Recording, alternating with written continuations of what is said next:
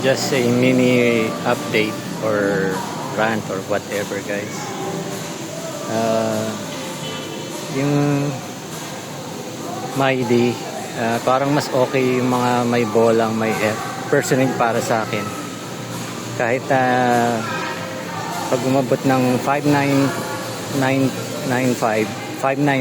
grams, yun na yata yung limit na medyo makokontrol mo at lightweight pa. Pero below that, wala na. Wala, yun lang.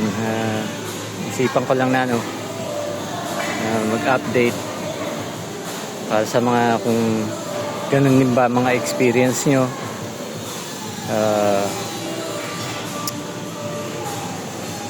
Yung port namin,